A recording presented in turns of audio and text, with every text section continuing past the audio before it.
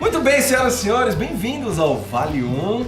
Hoje estamos falando sobre o que ninguém sabe sobre correr atrás dos seus sonhos, certo? Esse é um tema muito legal, hein, cara? É, né? Porque cada um tem um sonho, cada um tem uma meta na vida.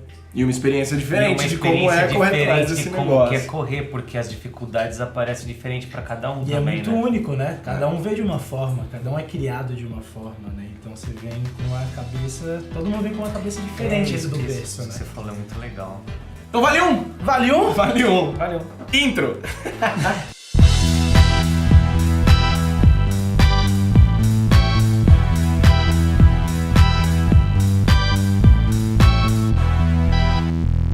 Eu gostaria que você começasse introduzindo essa bagaça porque você trouxe esse assunto e eu acho que é uma coisa que você também tá vivendo bastante nesse momento. Eu tava pensando nisso vindo pra cá, saca? Que eu falei, cara, você tá, nós três estamos num momento muito assim, mas o Heitor trouxe esse assunto, né? É, eu acho que, cara, correr atrás de um sonho, todo mundo fala assim, vai atrás do seu sonho, vai atrás do seu sonho, então isso aqui. Legal, beleza, é bacana você ter essa ideologia de correr atrás do seu sonho, mas não é simples, né? Não é um bagulho tipo, vamos aí, meu sonho tá realizado. É só mirar que eu vou chegar, porque, pô, tem um monte de percalço. E eu queria começar primeiro que falando, cada um falasse mais ou menos assim, o teu sonho, a ideia, porque mudou muito, né? Quando eu comecei eu tinha um sonho que era moldado de uma forma, mas aí conforme foi passando o tempo foi mudando pra caramba. E eu queria que... acho que isso que você falou é muito massa, porque a gente vai sacando que... Quando eu era moleque e vim pra São Paulo querendo ser um rockstar e vim com banda, eu achava que aquele realmente era o meu sonho, mas eu achava que aquele ia ser meu sonho, era o meu sonho de vida. Sim. Era só uma introdução do seu sonho. Era só o primeiro capítulo, saca? E aí, com o tempo de convivência, e acho que isso é muito legal também de você entendendo e pensando nisso. Às vezes eu tava achando que eu tava meio louco de estar pensando, tipo, caralho, peraí, mano, mas eu preciso ser aquele mesmo cara que eu vim da Bahia. Nossa, mas eu tô mudando. Aí eu comecei a ter um... Pode crer. Aí você entra em crise, né? Da crise no maluco. De bipolaridade, assim, saca? Mas aí foi legal que foi assim, com o tempo eu fui vendo que aquilo era só o começo que tava instigando o meu verdadeiro sonho, sabe? Depois de muito tempo ali... tentando pra aquilo não deu certo, e aí eu cheguei um momento que eu me frustrei, mas chegou um momento que eu falei assim, não, pera aí, velho, isso aqui foi um aprendizado. Me apresentou outras coisas também, né? Eu acho que é legal essa questão, tipo, da gente entender que o nosso sonho, ele está sendo moldado, né? E a gente não ficar naquele radicalismo, meu sonho é esse, até enquanto eu não fizer ele. E é mais legal ainda, a gente vai tendo vários sonhos, né? Eu achava que eu só tinha um sonho da vida. Fui descobrindo que, ao decorrer das coisas, eu fui criando novos sonhos, né? Eu vou levantar uma bola, assim, que é muito... Mas fala aí, qual é o teu sonho? Não, tá... Não, primeiro... Não, mas fala, tipo assim, quando você começou a tua carreira, você tinha um sonho, primeiro você começou em banda, depois... Eu dei risada, eu tava aqui amarradão vendo o Wesley falar, porque é meio parecido. Pode crer. Eu comecei... Aliás, nós três tivemos um... nós três temos introduções na carreira artística de uma maneira parecida, com música. Mas pra falar a verdade, eu nunca sonhei de estar onde eu cheguei, assim, nunca na minha vida. Nunca foi uma coisa que eu cheguei e falei, que eu acho que é parecido com o que você falou. A vida foi me apresentando, esse sonho foi se adaptando. Eu nunca cheguei e falei um dia assim, nossa, eu quero ser um apresentador de TV, eu quero ser um artista, eu quero trabalhar com comunicação. Até porque eu não tinha incentivo em casa, a gente acaba entrando numa outra vibe dos pais, às vezes, que não observam o que os filhos têm de dons e aquela coisa toda e não incentiva, né? Mas enfim, isso é um assunto para um outro podcast, um papo aqui também. Mas o meu sonho, assim, na verdade, era... Na verdade, eu não tinha sonho, para falar a verdade. Eu comecei a viver e aí eu entrei mudei... Cara, minha vida é muito louca, você tenta resumir rapidinho, mas é muito louco. Eu nasci em Três Lagoas, Mato Grosso do Sul, e aí eu mudei pra Barra Bonita uma época que minha família estava muito ruim de grana e a gente precisava economizar e fomos morar na casa da minha avó lá em Barra Bonita, que é interior de São Paulo. E aí lá eu comecei a introduzir no mundo da música, então tipo, comecei a cantar em bandinha e tal, aquela coisa toda, então a música começou a ficar muito forte. Você fazia baile, né? Então, isso antes, tava com banda de rock e tal. Aí resumindo, eu fui pra uma banda de baile, quando eu tinha 19 anos, já estava fazendo faculdade de Direito, entrei em Direito porque meu pai era advogado e falou, faz lá, não sei o quê e tal, uma coisa assim, sabe? Bem isso. Fiz Direito por causa disso. Foi uma questão que você não foi pelo sonho. Não, você não, foi eu fui por alguém, por um terceiro, no caso seu pai, Eu não tinha ideia do que eu queria fazer na vida, esse ano nada, assim. Aí quando eu entrei na banda, eu falei, opa... Quando eu entrei oficialmente numa banda profissional, eu falei, opa, aí tá, e aquilo se tornou o meu sonho. E sabe o que eu acho legal de você falou? Tipo, você tava meio que à toa, pelo que eu entendi assim, né? Você não sabia muito, não tinha umas coisinhas, mas aquela brincadeira, tipo, seu pai te induziu a fazer uma coisa que não necessariamente você queria. Sim. Ou que necessariamente você não queria, mas talvez... Eu vejo assim, induzir as pessoas pra fazer isso é meio que tipo assim, velho, tira a bunda da cadeira que seja pra fazer o que for. Só não fica com essa bunda esquentando a cadeira. E acho que talvez isso fez você, não sei especificamente, mas acho que faz com que a pessoa comece a falar assim, puta, eu preciso fazer alguma coisa. Aí descobre a banda, fala assim, puta, agora eu vou usar a banda, eu vou levar tão seriamente como aquele trabalho. Saca? É isso, e a banda foi muito importante pra mim, porque eu precisava de dinheiro, então ela me supriu uma necessidade de grana pra ajudar em casa. E ela se tornou a coisa, me despertou, porque aquilo abriu minha vida. E é muito louco, porque eu achava que, e no momento que eu tava na banda, foram 6 anos, eu achava que aquilo ia ser o meu futuro, que eu ia cantar pro resto da vida. Só que algumas coisas na banda começaram a me incomodar, do tipo, viajar todo final de semana, não ter uma rotina. Eu sempre que sonhei em ter uma família, aí você fala, cara, como é que eu vou ter uma família, sendo que, tipo, tem mulherada rodo, e aí, tipo, por mais que você fale, isso o cara se controla e tal, mas foi me apresentando muita coisa, eu comecei a falar, puta, não é isso que eu quero tanto. Só que aí, o grande ensinamento, cara, que aí eu vim parar pra São Paulo depois que eu terminei a faculdade de Direito, por causa da banda, eu falei, cara, eu preciso fazer alguma coisa artística, vim estudar teatro em São Paulo, e aí uma amiga minha falou, vai fazer um teste na MTV, que me chamaram, eu não quero, e é sua cara. E eu fui fazer, então a música me ajudou a virar apresentador da MTV, e a música me ajudou como comunicador. Porque como eu fazia baile e eu fazia festa de 15 anos, formatura, baile de debutante, eu tocava todo tipo de público. Bingo. Então você vê como que o sonho vai se moldando. Foi o seu caso também, né? Você veio pela música que te apresentou o audiovisual e que foi indo e tal. E necessariamente o audiovisual, no próprio nome dele já diz, né? Audiovisual, o vídeo e o áudio estão andando de mãos dadas. E foi muito louco que... E comunicação. E comunicação, junto, né? Total. Quando eu chego num momento que eu vejo que o sonho de música não deu certo, e aí realmente eu começo a descobrir que eu não estava sabendo nada sobre os meus sonhos, né, que é o nosso tema, tipo, chega um momento e falo bem assim, cara, beleza, eu não tenho banda, não vou conseguir seguir, mas eu quero continuar na música. O que eu fui fazer? Vou fazer clipe pra galera que tem banda. Sim, então eu tava unindo o que eu gostava, o último ao agradável mesmo, eu tava continuando na área da música, só que com uma posição diferente, e porque o meu propósito não era... Obviamente, nós como os artistas, né, a gente quer o holofote e tal, eu queria estar ali na frente do microfone, o reconhecimento também, né? Só que aí depois eu comecei a ter o reconhecimento dentro da área da música com os outros músicos, porque esse cara, o cara que faz clipe, o Wesley, o filme, o diretor, sabe? Mas eu fico feliz que eu consegui sair, eu não saí do meio. Pode crer. Meu sonho continua em Mas o seu sonho não acabou, porque tipo, a banda você pode voltar a tocar. Mas ninguém tá morto, então não acabou o sonho de ninguém ainda. Comigo foi muito parecido com o que aconteceu com você, que foi tipo, primeiro eu comecei fazendo teatro, eu tinha 9 anos, eu comecei fazendo teatro. Aí só que não era nada assim, não tinha pretensão nenhuma, era curtição e tal, fui porque minha irmã fazia. O seu teatro começou muito cedo, porque você é gêmeo de uma outra pessoa. Gêmeos têm que fazer teatro pra sobreviver. Cara, mas o meu irmão, ele começou a fazer teatro comigo e ele nunca engrenou assim, não era a praia dele. A minha irmã começou a fazer antes da gente, daí eu falei, ela tá fazendo, eu quero fazer também. E era uma treta, porque a gente morava em Salto, no interior, e a gente tinha que ir pra Campinas pra estudar, então todo fim de semana a gente ia pra Campinas fazer aula, era só de sábado. Aí eu fui fazendo, minha irmã fez peça e tal, daí minha irmã parou. Aliás, a gente morava no Pará, minha irmã fez teatro no Pará, depois a gente mudou pra Salto, aí minha irmã começou a fazer o teatro, daí ela fez acho que uma peça em Campinas. E ela parou. Daí eu continuei, eu fiz 3 peças lá, depois eu emendei no teatro da escola. Aí eu comecei a estudar música, cara. Com 12 anos eu comecei a tocar guitarra, comecei a tocar com banda, assim, moleque da escola. Falei, eu gosto muito de Blink-182, que era a banda que eu mais gostava. Você também? Daí ele falou assim, eu toco baixo. Eu falei, puta, é o Mark e o Tom, vamos formar a banda. Aí a gente ficou muito tempo tocando só nós dois. Bom. Só nós dois, só guitarra e baixo e gritando, porque a gente não tinha nem microfone. Tava mais pra White Stripes do que pra Blink-182. Mas a gente não tinha nem microfone, então a gente plugava os instrumentos e ficava gritando as músicas no quarto, porque a gente não tinha equipamento, não tinha nada. Daí a gente começou, o cara comprou uma caixa, a gente conseguiu plugar microfone, a gente achou um batera, começou não sei o que, daí beleza. Fomos tocando, aí tinha um sonho e tal, essa banda acho que eu fiquei uns 2 anos.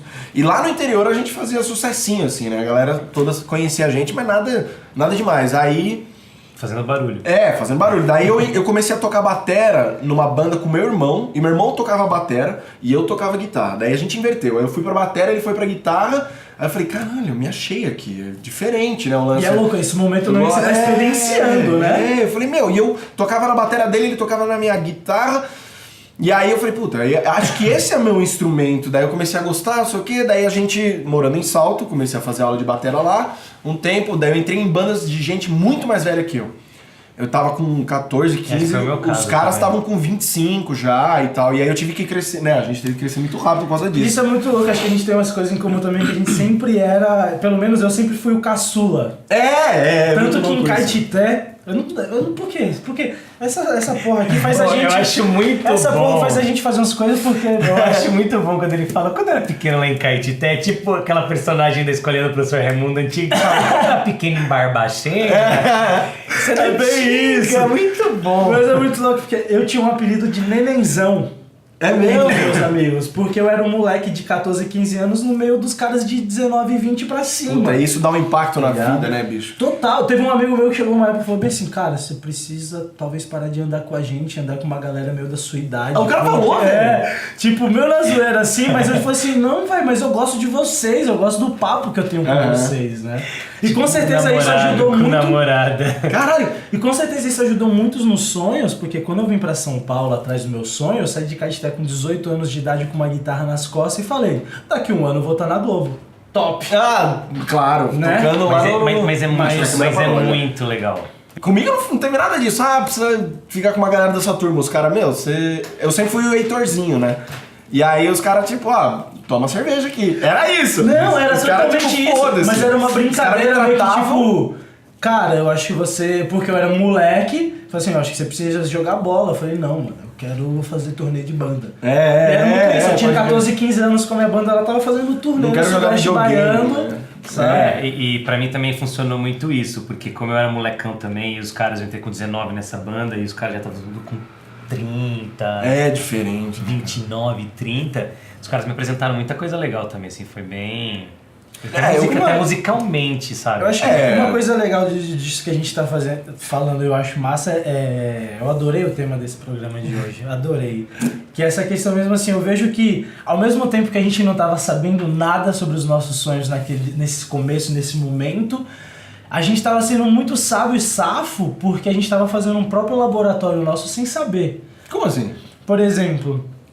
Eu sinto que quando eu chego em São Paulo e vejo que o meu sonho indo por água abaixo, porque, eu achei que a gente levantou uma grana pra ficar 1 ano em São Paulo, deu 3 meses, velho, essa cidade engoliu o meu dinheiro. Mas engole, normal. Né? E aí chegou uma hora que eu falei bem assim, acabou o sonho e tal, não sei o quê. Você não sabe muito bem o que tá fazendo, mas a todo momento você tá administrando esse sonho. Eu sentia que eu tava administrando esse sonho conscientemente a partir do momento que eu tava testando coisas novas e lá na frente eu pegava tudo aquilo que eu aprendi e jogava pro sonho de novo. Que lá pra música, pro audiovisual. Hoje o que eu faço, depois de um tempo com produtora, montei minha produtora, fiquei trabalhando em publicidade, passei por muitas coisas... fazendo canal de YouTube com a galera, então fez um tempo comigo produzindo uma galera. Aí você fala bem assim, agora eu consegui entender que eu tava fazendo um laboratório, que tudo isso faz sentido agora pra unir essas peças, e esse sonho começa a fazer sentido a partir de agora. Depois de 9 anos em São Paulo, meu sonho começou a fazer sentido. Eu comecei a entender, cara, pra onde eu quero indo. É muito louco isso, é muito louco porque... Parece que você tem um imã, né? Que não te deixa desistir também. Puta. Não sei se funciona assim com vocês, porque as pessoas, todo mundo, e quando eu falo as pessoas, eu tô falando da gente também. rola uma parada de que quando as coisas não começam a caminhar do jeito que você imaginou, a primeira coisa que vem na nossa cabeça é uma coisa da mente mesmo, assim, tipo, é falar, meu, desiste, sai fora, vai fazer outra coisa. Exatamente, isso acontece comigo, com vocês também, né, provavelmente. Sim, com todo mundo, né? Total. E é muito louco, porque parece que tem um imã, que tem uma coisa que fala assim, por mais que sua cabeça, tudo esteja conspirando pra você parar, parece que tem alguma coisa falando, cara, não sai fora disso. Porque eu acho que no fundo, a gente sabe que se a gente sair fora dessa corrida pelo nosso sonho, pelo nosso objetivo, a gente vai virar uma pessoa frustrada. E eu conheço muitas pessoas que queriam trabalhar com arte, ou queriam ser médicos, ou queriam... Sabe, um exemplo, eu queria ser médico, mas não passei na faculdade de medicina, então vou fazer odontologia porque tá logo ali. Mais fácil. Aí o cara passa uma vida inteira falando, caralho, mas eu queria ser médico, e eu tô aqui frustrado. Isso é um exemplo bem besta. Mas isso vale pra arte. A gente é testado na arte, é muito difícil. Tem muita gente que fala assim, pô, você tem um vidão aí. Não é assim. Eu falo por mim, porque eu acordo sempre me questionando, pensando em como que eu vou fazer pra atingir os meus objetivos e tudo mais. E minha mente às vezes me joga muito vai pelo caminho mais fácil, sai fora, vai fazer outra coisa, sabe? E eu acho que as pessoas, elas morrem na praia quando elas deixam de correr atrás desse objetivo, sabe? Ela deixa ser vencida. Eu acho que acho que o sucesso, ele só não acontece em algum momento por dois motivos, assim, eu vou falar. O sucesso no sentido do sonho, a gente tá falando de sonhos, né? Porque você não é pra fazer aquilo, você não faz parte do seu propósito de vida mesmo, assim, você tá querendo forçar uma coisa que não tem nada a ver com você, ou porque você desistiu. O que eu sempre falo é que as pessoas que dão certo não são as pessoas que do nada explode assim e falam, nossa, que sucesso, porque quando eu era moleque todo mundo falava, pô, esse moleque é sucesso, esse moleque é mó talentoso, e tipo, não acontecia nada.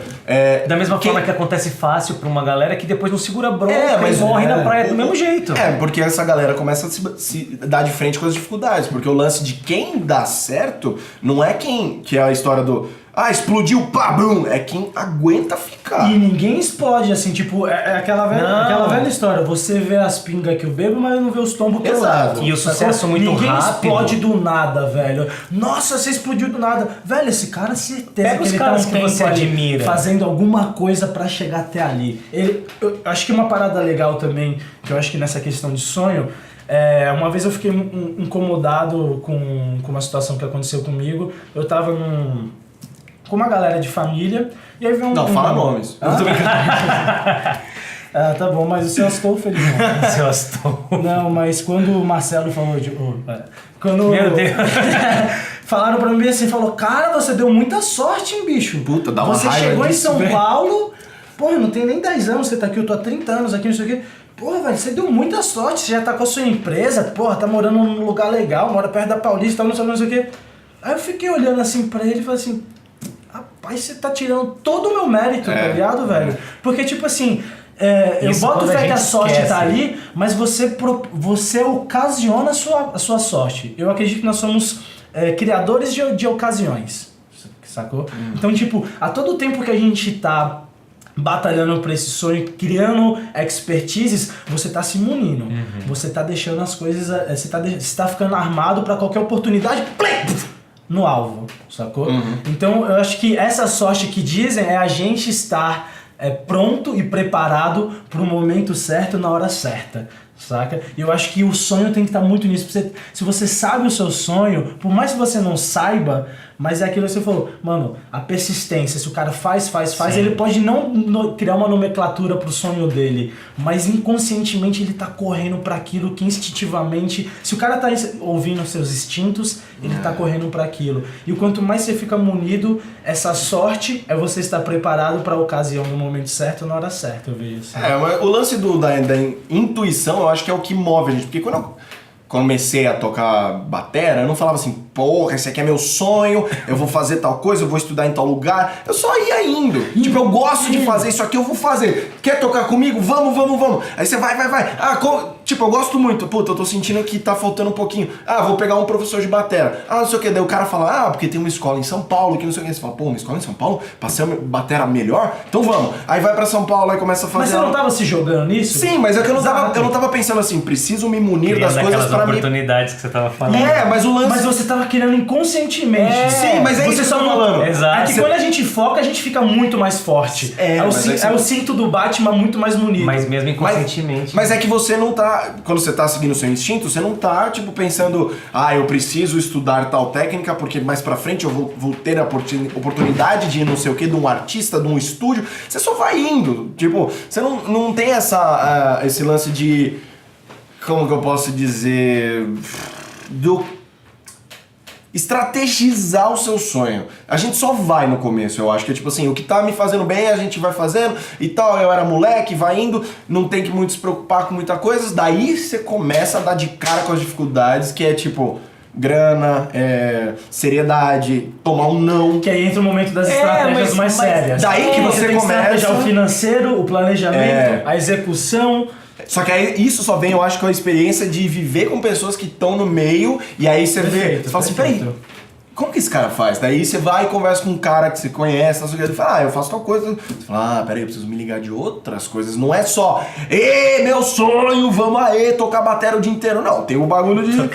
Tem que se preparar. Tem que se preparar, tem que estudar, tem que conhecer gente, dar a cara. Eu vou levantar uma bola, que a gente tava falando aqui do sonho, da correria toda e tal. Vou juntar um pouco do que o Wesley falou, que você vai se jogando num meio que aquilo vai te abrindo portas e vai te colocando num caminho que inconscientemente às vezes você chega lá. E aí, volto naquilo que eu falei antes. Tem um lance também um pouco de propósito, assim, não um propósito do tipo, você nasceu, vá meu filho, vai fazer, não é isso que eu tô falando. Mas assim, inconscientemente... a sua intuição, você, tipo, vai falando com você e vai falando pra você seguir um caminho. Você entende o que eu quero dizer? Sim, lógico. E aí muitas pessoas não ouvem e pensam na parte financeira, um exemplo. Então eu vou fazer isso porque eu preciso ganhar dinheiro. Ou muita gente desiste desse propósito porque não tem uma oportunidade mesmo. Precisa trabalhar desde muito cedo. Precisa levantar grana e aí acaba se desviando daquele propósito porque precisou fazer um caminho diferente para chegar no sustento da família, ou porque engravidou uma menina muito cedo, teve que começar a trabalhar tipo com 17, 18 anos para poder, sabe? Tá bem específico. Não aconteceu, mas eu tô dando exemplo, eu acho muito legal essa bola que o Caco levantou, porque realmente infelizmente também a forma que as pessoas vivem, o meio que você nasce, né? Principalmente a dificuldade financeira, essa diferença de classe social que a gente ainda mais no Brasil, que a gente conhece bem, né? Isso é realmente muito foda, é meio delicado isso, porque com certeza não existe regra. Quantas vezes a gente não viu um neguinho que saiu tipo da periferia, tá ligado? Que estudou inglês sozinho, não sei o que, o moleque foi pra fora e tal. A gente vê vários casos de superação assim. Gostaríamos que fossem mais, né? Infelizmente não são tantos mais do quanto a gente queria. Mas você vê que realmente, cara, dá, tá ligado? Eu sinto um pouco disso de ter vindo numa cidade muito pequena, onde tipo... Velho, em 2008, 2010, quando começou a bombar... 2008, quando começou a bombar o YouTube no Brasil, eu já tava meio que acompanhando lá... E meio que um pouco sem entender, porque eu não tinha muita referência, mas eu tava falando, mano, isso é legal. A galera lá não fazia ideia. Então, tipo, desde a questão financeira até a questão cultural, tá ligado? Total. Faz você criar uma barreira, né? Aquela cidade de cavalo que você não sabe, você só consegue ver se você vira, você não tem essa visão mais periférica. Isso, parte do cultural que você tá falando é muito legal de falar, porque a gente não tá falando tipo de culturas de outros países, nada disso. A gente está falando de, por exemplo, o cara do Mato Grosso do Sul é diferente do pensamento do cara de São Paulo, que é diferente do pensamento do cara da Bahia. Por exemplo, o cara do Mato Grosso sonha em ter uma caminhonete grande, não todo mundo, não estou generalizando, mas uma fazenda, produzir soja ou criar gado e tal. O cara da Bahia é outro esquema. O cara de São Paulo quer ser um empreendedor, montar uma empresa incrível e quer gerar emprego e aquela coisa, quer ganhar dinheiro com isso. Então essa parte cultural é uma coisa que influencia bastante, porque por mais que você intuitivamente já tenha ou já fala, pô, eu gosto de música, então eu gosto de violino, vou ser um violinista, um exemplo assim bem específico. Mas aí às vezes ele abandona esse sonho, ele estudou a criança, estudou piano ali o tempo todo, só que abandonou aquilo porque fala, O pai fala lá do interior, pô, músico não é profissão, você precisa ter uma faculdade, coisas do tipo. E aí, só pra levantar também outra bola, que eu quero que você fale também, aquela coisa que você falou de comunidade, isso é uma coisa que, não só comunidade, pessoas com baixa renda mesmo, assim, e a gente entra um pouco no universo de comunidades e tudo mais. Eu já tive a oportunidade de frequentar muito, tenho muitos amigos e sempre passei muito por esse universo. E uma coisa que eu sempre observei bastante é a falta de exemplos. Como é que... Exemplos, não exemplos bons ou ruins, não estou falando disso, mas exemplos de falar, cara, esse cara é um cara de sucesso. Vocês vão entender o que eu estou falando. Por exemplo, na comunidade, o cara não vai sonhar em ser médico, por mais que ele seja incrível em biologia. Ele não vai sonhar em ser médico. Dele, né? Quer dizer, de cada 10, vamos supor que 2 vão prestar ou vão tentar e vão conseguir por esforço, mas os outros 8 não têm essa referência, porque não tem ninguém dentro da comunidade fazendo uma faculdade de medicina para chegar e falar, eu quero mudar minha vida assim como Wesley, que também é daqui, fez medicina. Qual que é a referência deles? A música, então o cara quer ser... Hoje a moda tá o funk, então eu quero ser um funkeiro porque isso vai me tirar da minha zona de baixa renda. Eu quero ser jogador de futebol, antes era o pagode, saca? Tipo, lá em Goiânia, o pessoal quer ser cantor sertanejo, quer jogar futebol, por quê? Porque isso vai tirar ele... Porque são as referências que ele tem. E muita gente acaba entrando tipo num lance de drogas ou de vender também no tráfico todo, eu acho também... Tráfico, tá certo. De vez em quando eu confundo com tráfico. O pessoal entra no tráfego, aí daqui a pouco tá trabalhando na CEP. As pessoas entram no tráfego do tráfico. Tipo isso. Mas pra finalizar, acabam entrando porque isso também é um exemplo. Ele fala, cara, o cara ali tá com 40 anos, é o rei daqui, e aí é a referência que os caras têm. E é triste porque isso é muito Brasil, isso, né? E aí seria legal se o governo pudesse alimentar esses outros sonhos também de ser possível, né? Porque, imagina, se você não passar numa faculdade... Vou falando de medicina porque é o curso mais caro do Brasil. Se você não entra numa faculdade pública, quem que consegue pagar? Tipo, às vezes chega a quase 10 mil reais uma mensalidade, fora material, fora morar fora. Imagina, cara, você gastar 10 pau por mês pra estudar? Você é totalmente desincentivado, né? Pelo amor de Deus. Isso é muito louco também, porque essa questão, o sonho, eu vejo que ele tem muito a ver com a referência, né? Acho que como você falou, as referências que a gente tem em nossa volta pode definir os nossos sonhos, né? Sim. E aí eu vejo, eu tenho descoberto que o sonho, ele tem muito... Hoje, pelo menos, eu tenho tentado estou tentando me posicionar muito mais assim, questão de... Eu falei bem assim... Eu tava tão sangue nos olhos correndo atrás dos sonhos, de banda, da empresa, não sei o que, que eu comecei a ver que eu não estava vivendo, sacou? Eu falei bem assim, eu estou perdendo a minha vida em prol do meu sonho. E aí quando eu chegar lá, beleza, eu posso morrer, sabe? Eu comecei a falar, peraí, comecei a ficar doente, comecei a ficar triste, comecei a ter problemas. E eu comecei a falar bem assim, muita parte do meu sonho é eu estar feliz e eu ter uma vida legal. Eu preciso viver bem. Que legal você falar isso. Isso é uma parte do meu sonho. Eu não posso deixar que o meu sonho destrua a minha vida, porque a minha vida faz parte do meu grande sonho, saca? Então, tipo, estar aqui hoje com vocês, criando esse conteúdo pra jogar na internet e tal, eu estou feliz de estar aqui, porque eu quero estar aqui, é gostoso pra minha vida e ter um propósito profissional também de criador de conteúdo, de expor as nossas ideias. E eu senti que essas referências eu jamais ia ter se eu não tivesse esses brothers de 20 e poucos anos lá, que eram um pouco mais ligeiro, que eles que me introduziram nos filmes, eles que me introduziram nas músicas, eles que me introduziram não sei o quê. Se eu tivesse pegado no outro ritmo de amigos que eu tinha lá, provavelmente eu queria ter uma Ranger, pegar mulher pra caralho, comprar um sítio e ia viver feliz lá em Caetité. Sim, sim. Saca? Não, mas o meu sonho ia ser outro, o foco ia ser outro. Mas eu não acho, cara. Eu não acho que você ia viver feliz, porque eu acho que não tá na tua essência essa coisa de assentar, ter o sítio, pé na terra, o cara. Porque... Mas é que eu vejo, tipo, Mas você vê que a parada cultural, se ele não tivesse saído de lá, provavelmente, quando ele fala que estaria feliz...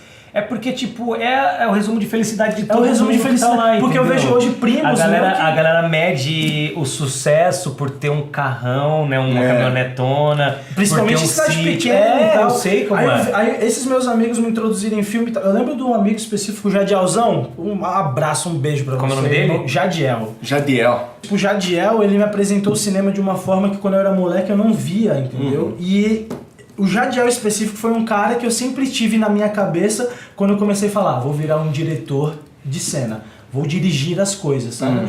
Esse cara era uma das minhas referências. Ele não faz isso, Nossa, mas foi uma referência que ficou lá no sertão baiano. Um cara tinha uma visão um pouco mais assim. Eu pesquei a visão dele e fui. Tanto que quando eu encontro ele... no seu trabalho, quando eu encontro ele lá em Castelho, ele fala bem assim: Wesley, você é muito louco, porque você acha que todo mundo pensa igual você. Você acha que tá todo mundo na fervosidade, que você tá na visceralidade. E não, porque eu falo pra ele assim: véi, vai pra São Paulo, vai fazer um curso de direção, vamos lá trampar comigo, não sei o que. Ele fala assim: não, velho, minha vida tá aqui, eu sou feliz aqui. Mas isso é uma coisa muito importante de falar, porque o nosso sonho é uma coisa tão boa pra gente que a gente quer compartilhar.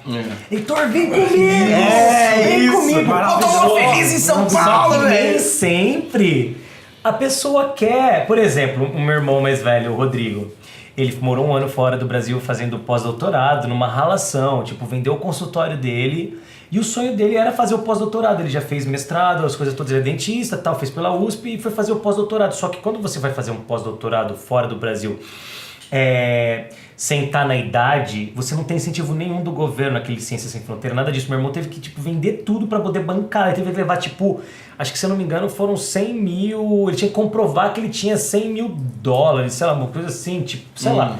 Não era 100 mil dólares, 100 mil reais. Foi pelo Rotary, essas coisas assim? Não, ele foi sozinho, ele foi pela USP, só que a USP chegou pra ele e falou assim: você banca, porque tipo, você não entra em nenhum dos planos do governo. Entendi, a gente só abre então meu irmão vendeu você... carro, vendeu tudo pra levantar 100 mil reais, vendeu carro, vendeu apartamento, vendeu tudo que ele podia vender. E foi. E aí ele virou pra mim quando ele voltou e falou assim: cara, você tem que morar fora um ano, você tem que não sei o quê. E eu virei pra ele e falei assim: mas tipo, não é o meu sonho agora isso. Não, mas você tem que ir. Eu falei: calma, não é o meu sonho, eu tô com outras coisas querendo fazer, eu quero morar fora, não agora. Sabe? Então, tipo, às vezes nosso sonho tipo, é tão importante, tão grande pra gente que a gente quer... Mas o que eu tava falando de, tipo, não adianta o cara ficar lá na cidade dele e ver o exemplo de todo mundo, porque uma hora você pesca. Eu não sei, é muito estranho isso, eu não sei qual é a magia disso, que é como se a gente fosse para-raio de umas coisas muito loucas, porque no lugar que eu morava, ninguém tinha a pretensão de ser ator, tá na Globo, Netflix, ter banda grande. Eu tinha, e eu olhava e falava: como que vocês não querem ser famoso? E os caras, tipo, meu, tô de boa. E os caras que faziam teatro comigo também, ninguém queria ser ator. Sabe, os caras, fazer um teatro aqui, é bom, tá? Era um workshop. Tipo assim, o cara tá indo pra tarefas vespertinas. Tarefas vespertinas. Tipo, numa cidade pequena não tem tantas coisas. Aí aparece uma oficina de teatro, uma oficina de não sei o que, você vou lá fazer. Só que é isso que eu tô falando. É uma coisa que um psiquiatra, que eu fiz um tratamento uma vez, um dos tratamentos que eu fiz, ele falou pra mim assim, ó, ele falou assim, cara, ele é um cara muito cético. Ele não falava assim, Deus, destino, tal, ele só falava assim, ó: se tem uma coisa que eu aprendi na minha vida é que o que é do homem o bicho não come. Significando que se você é da música, a música vai te pegar, velho, não adianta, a música vai te encontrar. E comigo foi, na época que eu tive uma crise fodida com a música, porque eu fiquei 2 anos assim, 8 horas por dia estudando na escola de música lá no subsolo, não via gente, sacrifiquei um pouco da minha infância pra ser músico, porque eu queria muito. Daí eu cheguei uma hora e falei assim: cara, não é isso que eu quero, velho. Porque eu não quero... É aquilo que você falou, eu quero ter uma família e eu não tenho rotina. E eu via que todo mundo que tava realizando aquele sonho, os caras estavam mal de grana. Eu falava: velho, eu não quero ser mal de grana, tá ligado? Tipo, respeito o cara, mas eu não quero. Não é isso que eu quero. Eu quero ser o artista, não quero tocar pro artista. Daí eu comecei, tive crise, ok? Daí ele falou assim: velho... Eu falei: eu não quero mais música. O médico olhou pra você e falou: velho? Não, aí o médico falou assim: aí, mano. O psiquiatra de 56 anos falou assim: aí, mano. Não, ele... doido, tá ligado que você é doido, né? Ele falou: Bem isso. É tipo, ô lindo, posso te chamar de lindo? Não, mas ele falou assim, ó, ele falou assim, eu falei: foda-se a música, eu tô puto, raiva do mundo, né, aquela coisa de, que foi quando eu tive a minha primeira crise de depressão, que foi acho que com uns 17, 18 por aí. Daí ele falou assim: cara, mas o que é do homem o bicho não come. Então se você é da música, a música vai te pegar. Você voltará. E daí 1 ano depois eu tava no Carro Bomba, que eu fiquei 10 anos na banda. Só que também é aquele lance, tudo que... o que eu sentia, assim, é que eu tinha jogado um tempo fora da minha vida. E aí, eu fiquei 10 anos no Carro Bomba e depois, sei lá, quando eu tava, sei lá, 6, 7 anos na banda, eu eu falei, puta, mas eu quero ser ator e tal, e eu preciso me formar como ator, quero ser dublador e tal. E eu falei, puta, mas eu joguei 10 anos da minha vida fora. E não é! Não. Porque como ator, tudo que eu vivi conhecer gente, viajar, dormir em chão duro, dormir em hotel fudido, tudo me ajuda como ator, porque eu posso usar tudo isso na minha vida como experiência. E às vezes a gente faz amigos que esse meio que a gente viveu, tipo assim, eu já encontrei gente no meio do teatro e da televisão que por causa da música a gente se conectou. Exato. Que é o lance que aconteceu comigo com o Caco. Exato. Eu entrei no meio lá que era tipo música e televisão, que era a Mix TV, que era um canal de música, não sei o quê. Aí eu comecei, eu e o Caco, a gente... Até foi um lance meio tipo, pá! Clicou, né? Meio parecido, histórias. A gente clicou muito na hora, começamos a conversar, daí a gente vai descobrindo música, não sei o quê. E aí, por causa disso, você vê, puta, o cara tem uma história parecida comigo. O Caco foi uma grande referência pra mim de tipo...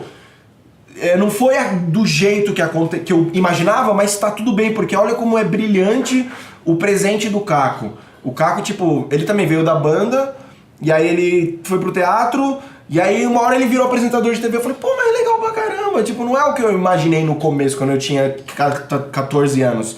Mas é do caramba, e vai te apresentando, né? Tipo assim, eu vi a possibilidade, porque quando eu mandei o meu material pra Mix, cara, eu queria ser ator. Daí os caras, apresentador. Eu falei, pô, eu tenho um canal no YouTube que eu sou apresentador. Eu vou mandar. Por que não, né? Aí eu mandei, daí eu entrei lá, daí eu comecei a ver que era legal pra caramba. Eu falei, pô, agora eu quero ser apresentador, não sei o que. Conheci o cara, começamos a conversar. E aí vai expandindo a bolha do sonho, né? Então, tipo assim, você vai criando. Acho que quanto mais você soma com pessoas em volta, essa bolha vai aumentando. Mas você sozinho, a bolha é só uma bolinha. Com as pessoas. É o que o grande Raulzito falou, velho. Raul Seixas é. Sonho que se sonha só é só um sonho que se sonha só. Sonho que se sonha junto é realidade, velho. Sacou? Acho que essa é uma das frases que ele deixou aí que eu acho maravilhosa nesse sentido. E você falou uma coisa que me chamou muita atenção, que tem a ver também assim, com tudo que a gente está falando. Que é o fato de que a gente põe uma meta, põe um sonho, quer correr atrás, quer fazer aquela coisa toda. E aí, se você não atinge aquilo que acontece, aquilo que você falou, você fica na bad, você fala, pô, meu sonho não tá acontecendo. Só que todo o processo faz parte do sonho. E eu acho que isso é uma coisa legal da gente falar. Porque quando as pessoas acham que só atingir um determinado lugar vai ser o resultado incrível da sua vida, você nunca vai atingir. Porque de repente, se você não atinge daquela forma, por exemplo, um músico que se tornou apresentador, o meu caso, um exemplo.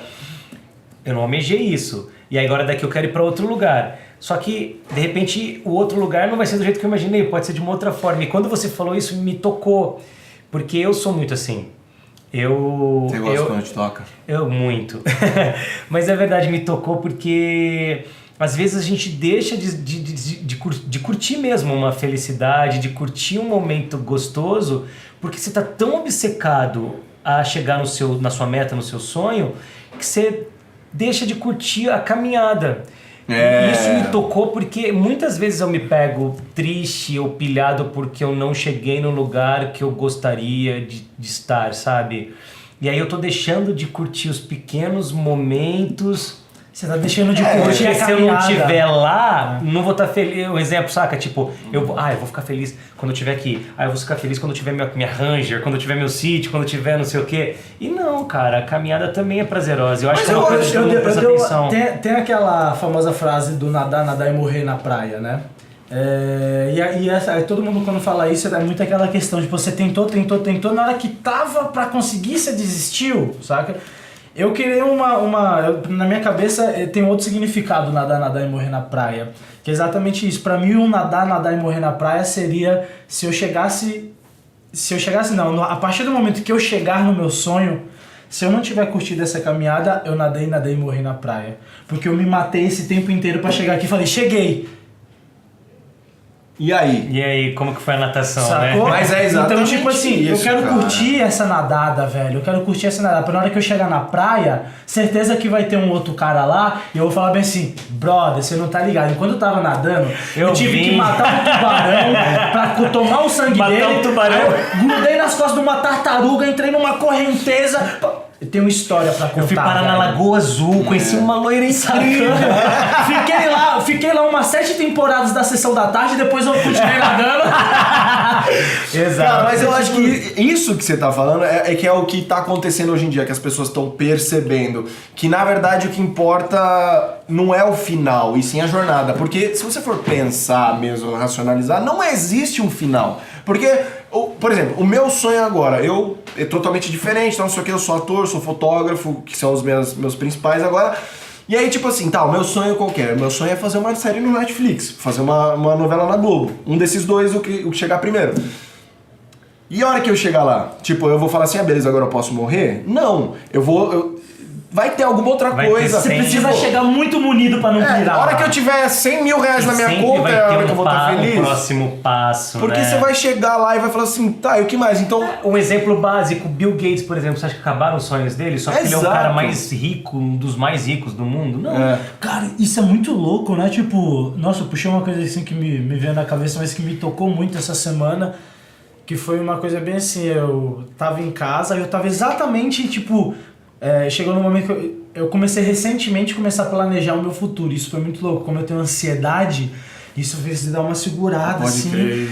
E aí eu falei assim, puta, legal, planejei. E eu comecei a fazer esse exercício no ano passado. E agora, vendo o que eu tinha planejado, eu falei, caralho, eu já fiz um monte de coisa, isso aqui nem tá mais, saca? É legal isso. E logo depois que eu fiz isso, eu abri o Instagram e vi um vídeo assim que... Cara, tipo, eu chorei assim na hora, realmente me tocou. Manda pra gente. Que é um vídeo de uma menininha no meio da guerra da Síria, tá ligado? Acho que eu vi. E aí o cara fala bem assim, onde estão seus pais? Aí eu vi. Aí ela fala, meus pais morreram. Morreram aonde? Na guerra. E você vê enquanto a mina tá falando, ela tá tentando sorrir e ela tá lutando contra um sorriso e um choro, ela começa a chorar. Mano, aquilo me tocou num nível assim... que eu comecei a falar bem assim, foi aí que eu comecei a ter mais sentido nessa, falando assim, eu preciso realizar meus sonhos, eu preciso viver muito bem, porque quando eu começar a realizar meus sonhos, isso virar uma rotina de trabalho, acho que o nosso sonho é fazer com que o nosso sonho vire uma rotina de trabalho prazerosa. Quando isso começar a virar prazeroso, e se um dia Deus quiser eu chegar no nível Bill Gates, fala assim, começou a me ver isso assim, mano, eu preciso ajudar essa galera, mano. Eu não posso ajudar essa galera de jeito nenhum agora. Aí foi ali, a partir daquele momento, eu senti um negócio meio assim, será que tá despertando um novo sonho? Sim. De querer ajudar mais as pessoas agora? Sim. Porque eu acredito que quando eu realizar meus sonhos, eu vou ter mais tempo de vida, porque eu já vou estar mais concretizado, vou ter mais dinheiro, e te falo bem assim, vou ter mais dinheiro, vou ter dinheiro. E aí, sou rica. E aí, esse exemplo que você falou do Bill Gates, sabe? Tipo, aí você vê essa galera rica ajudando ONGs e tal. Eu não sei o quanto isso é sincero, o quanto é profundo, mas já é legal ver esses caras fazendo isso, saca? Eu acho que tudo é válido. E aí você fala bem assim, cara, massa, isso me tocou muito nesse momento e eu senti um...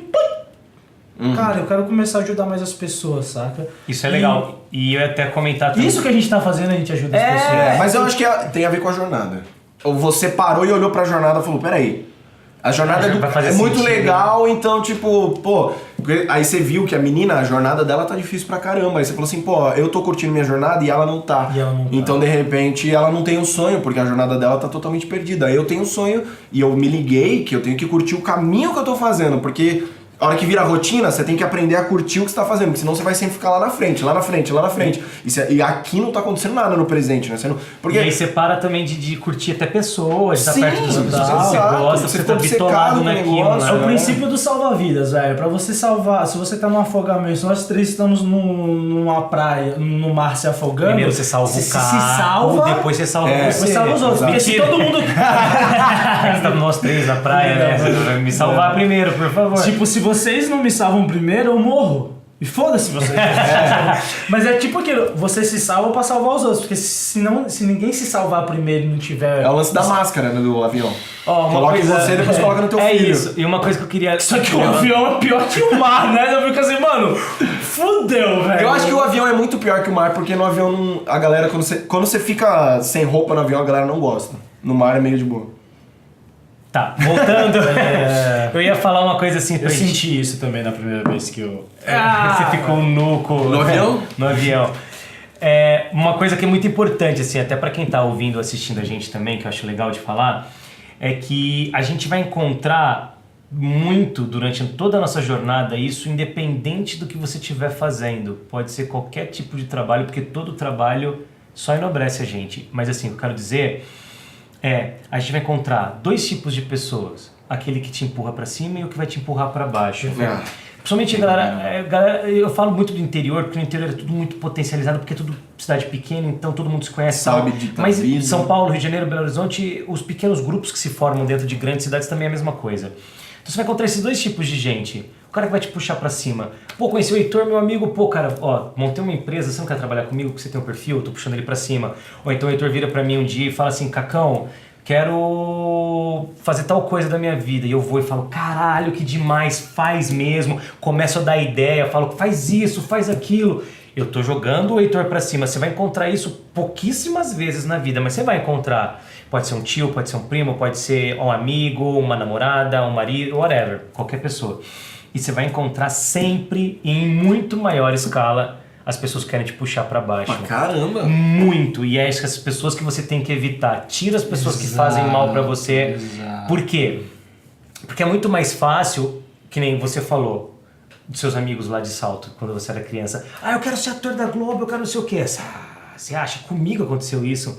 Quando eu entrei na MTV e eu tinha voltado pra Barra Bonita, meu ciclo de amigos, pessoas muito próximas, falando pelas costas, falando assim, pô, mas o Caco, apresentador do MTV, não é pra ele. Olha a quantidade de energia ruim que as pessoas ficam jogando. As pessoas não querem ver você dando um passo pra frente, porque ela não quer dar esse passo pra frente. Então o que ela faz? Eu vou segurar o Wesley aqui junto comigo, porque se ele for lá pra frente eu vou ficar criticando, porque eu vou também ter que dar um passo. Então ela prefere fazer isso. Então você chega pra ele dar uma ideia. Por isso que não divida suas ideias com qualquer pessoa. Exato. Não divida os seus sonhos com qualquer pessoa, só com quem merece muito, que vai jogar pra cima. Porque o que mais vai ter vão ser as pessoas tipo te jogando pra baixo, porque elas não querem. Elas não querem, tipo, ver você num patamar a mais, porque você vai estar se destacando, saca? Eu acho isso muito massa mesmo, porque eu chamo essa parada que você falou, é a síndrome do primeiro lugar. Que é o cara que ele não quer estar em primeiro lugar, mas ele não quer que nenhum esteja em primeiro lugar. Exato. Aí fica ele não quer e ele sabe que ele nem pode, porque ele não vai estar, porque ele nem tá tentando. Mas ele não quer que ninguém esteja em primeiro lugar, sacou? Mas então, fulano passou em medicina. Nossa, mas ele vai ser médico, nossa, não sei o quê. Fulano começou, sabe, começou a trabalhar de gerente naquela loja. Cara, ele gerente, aí o que acontece? Aquela galerinha que tava trabalhando no mesmo esquema que ele ali como funcionário, aí o fulano foi lá e virou gerente, aí aquela galera da empresa começa, porque começa a falar mal por trás, não sei o quê. Cara, não, tipo, a galera puxar pra baixo. Mas eu acho que também tem gente que tá próxima da gente, que joga a gente pra baixo, e não é por mal, e não é por inveja nem nada, mas, por exemplo, eu nunca tive incentivo pra ser artista pelo meu pai. Mas não porque ele achava que... Junta preocupação também. Exato. Ele tá projetando a realidade dele em mim. E a realidade dele é... Pobre, tinha que trabalhar pra caramba, tinha que ter dinheiro. Sem dinheiro ele sofre e ele acha que se eu fosse artista eu não ia ter dinheiro. Aí eu ia sofrer. E ele quer sempre o melhor pra mim. Então assim... Ele falava, não, isso aí você precisa fazer uma faculdade diferente, não faz faculdade de música, não faz faculdade de artes cênicas, porque você vai sofrer, esse caminho não é bom, é muito difícil, pouca gente dá certo, porque ele estava projetando a realidade dele em mim. E não necessariamente ele estava me desincentivando porque ele tinha inveja. Não, eu entendo. É porque ele vê toda a realidade dele, então às vezes o cara fala assim, pô, mas... o Caco, apresentador de TV, é foda, né? Seria melhor ele fazer outra coisa, porque o cara não... Ele tá projetando a incapacidade dele, que ele não acredita que ele consegue ser apresentador de TV, em você. Então ele fala, eu acho que mais do que a incapacidade, ele tá projetando, o que você falou foi legal, a realidade. A realidade porque, assim, dele. Não é uma realidade dos nossos pais pra trás, não é, porque não é uma realidade dos nossos pais pra trás, tipo, o nego sair, tipo, o moleque de 18 anos ir pra São Paulo pra tentar virar um rockstar. Fala assim, mano, você é louco, isso aí é morte súbita, velho. O teu pai vai falar, você tá louco, você vai sofrer, teu pai não quer que você sofra. Os meus pais foram, acho que por isso que eu sou louco, meus pais foram mais loucos ainda, que eu falei, meu pai olhou pra mim e falou assim, é isso que você quer? Falei, obrigado. Foi um momento fofo. Tem um negocinho meu aqui assim também. Tira com a boca aqueles... Cuidado, eu sou ator, eu beijo na boca. Mas é técnico. E eu gosto de beijo. Opa, pintou um tempo. Pode entrar, cara. Mas, tipo, como não tá dentro da realidade, saca? E acho que é a realidade junto com a referência, que a gente já falou também. Ele não tem referências e não tem uma realidade próxima. Como um tio não é. Então, tipo, meu filho vai tentar fazer isso, você é louco. Agora, tipo assim, se já tivesse alguém dentro da família que tentou e conseguiu, eu falo assim, tem alguém muito próximo que tentou e conseguiu. Muda. Filho, então, vamos. Mas se não tem ninguém próximo, a galera em Caetité, eu ouvi coisa, tipo, eu tava saindo com a minha banda de lá pra vir pra São Paulo, nego olhou no fundo do meu olho e falou bem assim, eu não dou uma semana pra vocês voltarem. Saca? Eu já ouvi de gente da minha família assim, de virar pra mim e falar: você é o filho que eu mais tenho preocupação, minha mãe falando, porque você não vai virar nada, porque seu irmão é médico, seus outros 2 irmãos são dentistas e você tá aí nessa vida. Eu já vi, tipo, ex-namorada olhar pra mim e falar assim: você só nada e não sai do lugar. Desse jeito, cara. E essas coisas marcam. Eu nunca da minha família, fora o meu pai, assim, eu nunca da minha família tive um desincentivo. E eu acho que eu sei por quê. Porque, primeiro, eu nunca tive tanto contato assim com família, porque a gente sempre morou longe da família, né? A gente morou no Pará e o pessoal todo em São Paulo, depois fomos pro interior. Mas é assim, o meu pai, de todos os primos, tios e relacionados, meu pai sempre foi o cara mais bem sucedido da turma. Mais bem sucedido eu digo no sentido de grana mesmo. Meu pai, da galera, todo mundo via ele como mais bem sucedido. E eu acho que a família não tinha coragem de falar nada pra mim, porque eles olhavam meu pai e falavam, pô, se o Paulinho tá incentivando isso, tem algum motivo. Não sou eu que vou falar pro Paulinho que é bem sucedido que o filho dele tá fazendo merda, sabe? Eu acho que eu tive essa proteção do meu pai ser o cara da família que tinha mais grana, que eu acho que é o que todo mundo na época olhava e falava assim, ele é o mais bem sucedido. Mas eu não acho que seja. Meu pai é um cara que tinha problemas, assim, lógico, como todo mundo, mas talvez ele foi consumido pelo trabalho. E eu tenho um primo que mora em Floripa, que ele é baixista, ele é professor na Universidade de Música lá. Que sonho. Não, exato. E o cara, eu falo assim, muitos anos da minha vida eu falava, Xandão, você tem que. Aliás, Xandão, um abraço. Você tem que vir pra São Paulo, porque é aqui que você vai tocar com todo mundo, vai ganhar muito dinheiro. Dá uma parada que vai levar o sonho. Só que o cara, ele toca, dá aula, deve surfar, vai pra praia todo dia, sacou? Tipo, foda-se o dinheiro, foda-se São Paulo, sacou? O cara tá vivendo o sonho isso dele. A gente tem que gravar um dia, um vídeo sobre isso, porque às vezes eu me questiono bastante sobre do quanto a gente precisa, do minimalismo. Então é um assunto legal pra gente trocar uma ideia um dia. Mas acho que a gente falou bastante sobre sonhos, assim. Sim. Vocês acham que a gente conseguiu chegar num ponto que realmente a gente não sabe nada sobre os nossos sonhos, nós, porém, estamos tentando descobrir. Mas eu acho que o que eu acho que a gente não tem que saber, na verdade. Perfeito. A gente não tem que saber sobre qual que é o nosso sonho real. Eu só acho uma coisa. Cada momento da sua vida vai ser um sonho diferente. Eu só acho uma coisa que é uma coisa que eu levo muito assim. Se você. Que eu vi um cara falando, não lembro quem que era, ele falou assim: se o seu sonho não é. Se as pessoas não estão rindo do seu sonho, ele não é grande o suficiente. E a gente tem que ser maníaco, psicopata, porque o meio que a gente escolheu, ou você acredita cegamente no seu talento, ou você morre na praia. Morre na praia. E pra finalizar, eu quero falar uma coisa. Só vá até onde você acha que tem que ir. Sempre, sim. Porque se parar de te fazer bem uma corrida por uma meta, aí é melhor você dar uma pausa, nem que seja uma pausa pra voltar mais forte e tal. Não deixa também a busca pelo sonho te consumir de uma maneira onde você pare de viver, de volta naquilo tudo. Curtir, tirar as flores no caminho. Exatamente, tá te fazendo bem. Quando eu falo te fazer bem, não é necessariamente ser bem o tempo inteiro. Tem os problemas, tem as dificuldades todas. Mas ok, tá legal, tá rolando? Continua. Se não, dá uma pausa e tudo mais. Senão pode gerar uma ansiedade, uma depressão, e é sempre legal ficar muito esperto com isso. Pô, tem um negócio muito foda que eu queria falar rapidinho, que as pessoas acreditam que também, às vezes, alcançar o teu sonho ou correr atrás do teu sonho é só beleza, só tranquilidade, para não sei o quê. O carro tá na TV, tá mó de boa. Não é, né? Meu irmão, o Wesley tá lá... Tudo que for fácil, suspeite. Não, é porque o nosso sonho... Vai fácil. O nosso sonho, a gente tem o talento, mas a gente depende do trabalho também. Então quando, tipo, eu sou ator... ele tá fazendo a peça, tá fazendo um programa de TV, é mó legal.